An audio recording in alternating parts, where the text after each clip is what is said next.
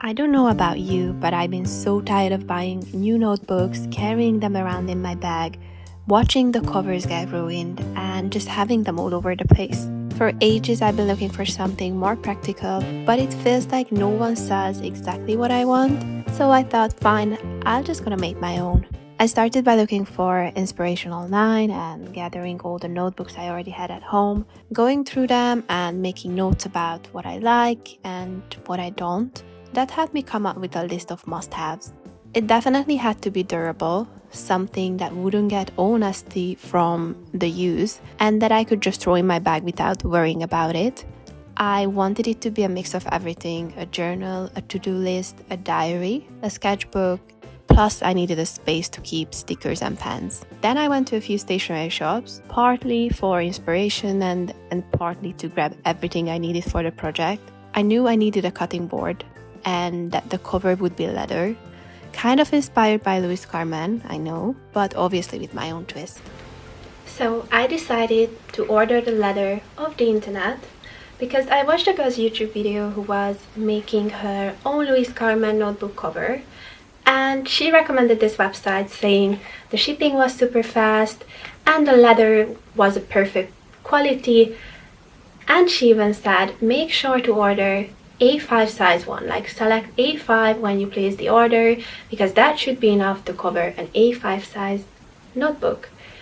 I should have known better, because now I ended up with this piece of thing that is not even enough to cover a passport size journal. So this time I want to make sure I get everything right. I'm gonna go to a leather wholesaler in London and I want to see what I buy, like in person. I want to touch it. I want to make sure the color is right, because this one doesn't really look like what I ordered, to be honest. And it has ink spots all over it. I was smart enough to print out the template now, so fingers crossed that they will let me in and they will sell me just an A5 size, or I don't know, A3 size leather, and they're not gonna make me buy like 2 meters of material. Well, they did make me buy 4 meters of material, but honestly it was kind of a good deal. The people at the shop are super helpful and they let us look through their offcuts and rolls of leather they were selling for around £30 each, which is amazing considering I paid £9 just for that little A5 piece I showed earlier. Plus I could actually choose the color and type of leather I wanted. They had a huge selection, but I ended up going for this beautiful burgundy soft leather, around 1.2 millimeters thick, and honestly it's probably gonna be enough to make like 20 journals. Second floor.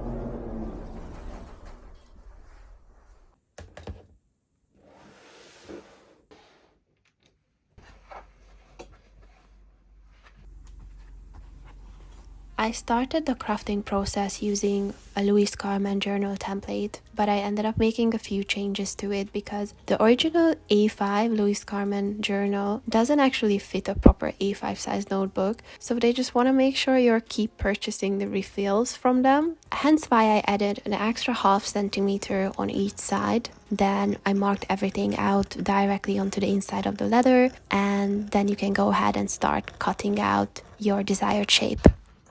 So I'm done with these two sides. I'm gonna do the other two. And make sure to buy a bigger size of the cutting board, because it is a struggle and I need to be very careful not to cut into the table or into my own finger. We only need to punch the holes, insert the eyelet, and add the strings. I got the one from Traveler's Company because they had this really nice green color one. And I have a hammer, so let's do this.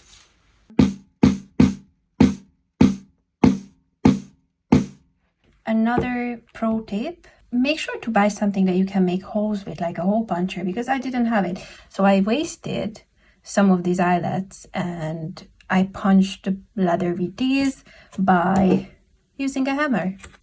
Anyways, now over to the actual tool that should be used.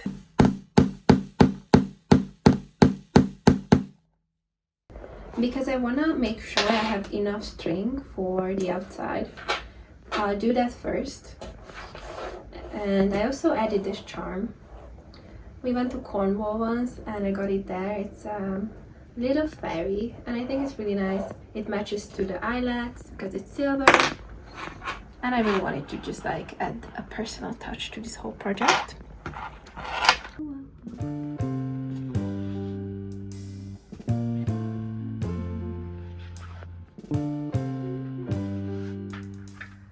I added this Ziploc compartment and I think it's super useful.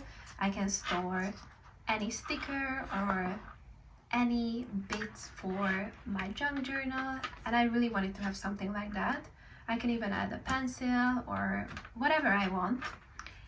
Then I got myself karst stone paper journals.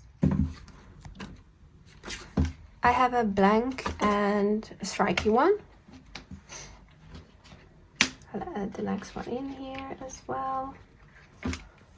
You need to look for the middle of the notebook, and then voila. I'll cut these off later. Just want to make sure that everything is perfect. Yep. This one is from Stylogy. And technically you can create your own calendar and you can stick it anywhere. I'll add that onto the front. I really like this one. Another really cool thing I got is from the Traveler's Notebook Company, and it's a sticker pocket. So I can add it to my journal. It's see-through. And it's gonna go here. Wow.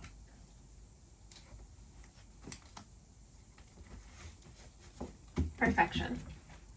And the last one is this Midori special cat edition.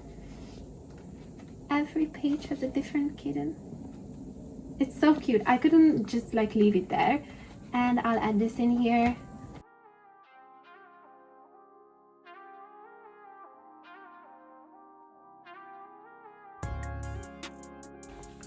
I think it turned out really nice and even better than I expected. Seriously, I had no hopes with this project and it wasn't that difficult. I feel like if I would do this again, maybe for a friend, it would take me half an hour, whereas now I needed to do all the research, where to find the right things and where to get the leather from, how to cut it without like ruining my table and all sort of things. But I'm very happy with it, and I think like quality wise as well, it's just hard to imagine that a Louis Carmen one could be any better. And it's just like so personal, and finally I don't need to carry 3 or 4 different notebooks with me and nothing is gonna be like scattered around in my bag.